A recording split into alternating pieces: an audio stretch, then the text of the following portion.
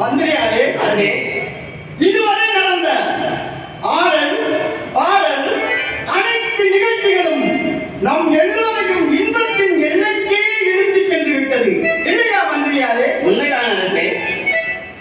இந்த இன்ப வாழ்வு என்றென்றும் நீடிக்க வேண்டும் அல்லவா?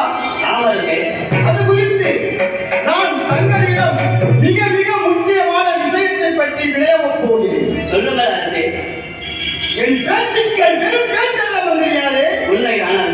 கற்பனை பூங்காவில் பூத்து குலுங்கும் மலர் இதழ்கள் அல்ல.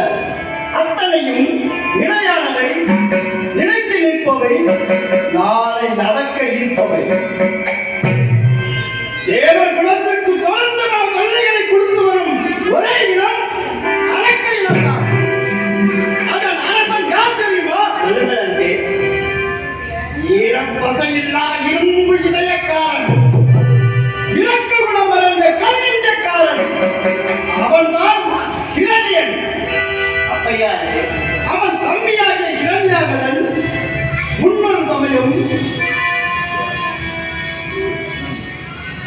உலகத்தை பாயாக சுருட்டி வரும் வேளையில் ஸ்ரீமன் நாராயணமூர்த்தி வராக அவதாரம் எடுத்து உலகத்தை காத்து நிலமகளை ஒருநிலைப்படுத்தி இந்த நிலைமைக்கு காரணமாகியிருந்த அந்த கொடியவனை, அரக்கனை, துஷ்டனை வீழ்த்தினார் அல்லவா?